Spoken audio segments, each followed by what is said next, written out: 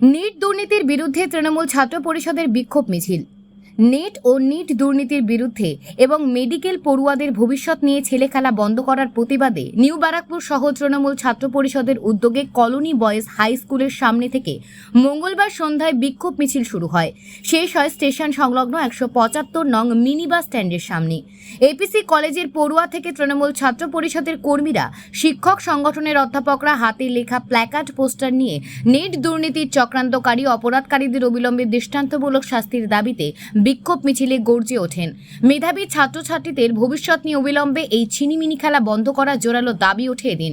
মিছিলে অগ্রভাগে ছিলেন পুরসভার পুর প্রতিনিধি তথা তৃণমূল ছাত্র পরিষদের সভাপতি মনোজ সরকার, এপিসি কলেজের ছাত্র সংগঠনের সংসদের সাধারণ সম্পাদক সুমন দেব, তৃণমূল ছাত্রনেতা সৌমিক বোস, জেলা তৃণমূল নেতা তনয় দাস সহ বিভিন্ন ওয়ার্ডের তৃণমূল ছাত্র পরিষদের কর্মীরা।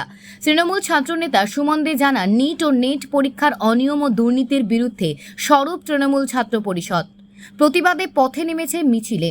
প্রতিবাদ মিছিল শেষে অপসারিত এনটিএ ডিজি সুবোধ কুমার সিং এবং এর কুশপুত্তলিকা দাহ করা হয়।